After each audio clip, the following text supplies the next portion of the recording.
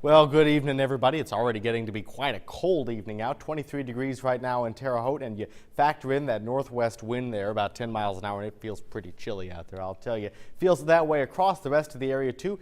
Around 21 degrees in Paris and Rockville, 23 degrees in Vincennes and Olney, and 22 for our friends in Flora.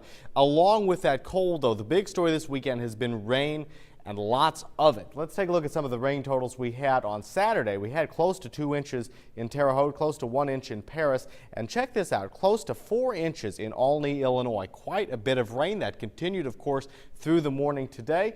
Got another half an inch in Terre Haute, got another almost an inch in Robinson, and got about 2 inches today in Bloomington, Indiana. All that has led to the continuation of some flood warnings for local rivers. We're talking about the Eel River, the Wabash River, the Little Wabash River in Illinois, and of course the East Fork of the White River.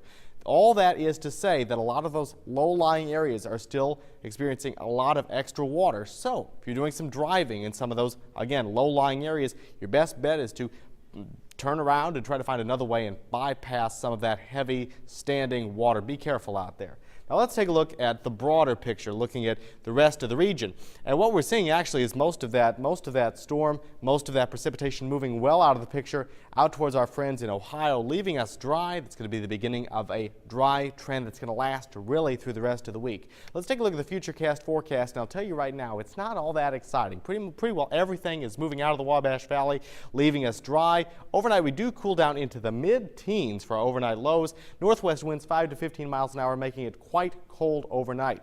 Now, moving through the day tomorrow, we stay rather clear, warming up into the 20s through the course of the day tomorrow, into the upper 20s, around 28 degrees tomorrow.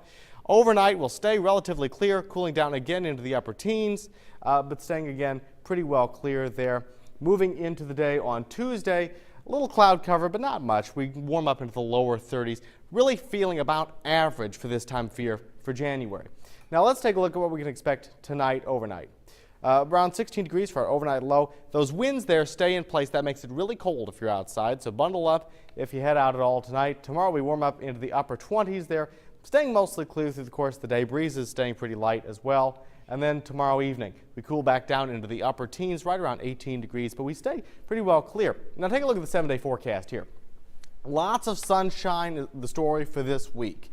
Very few clouds, but nevertheless, temperatures are much more consistent with what we'd expect for the middle of winter here.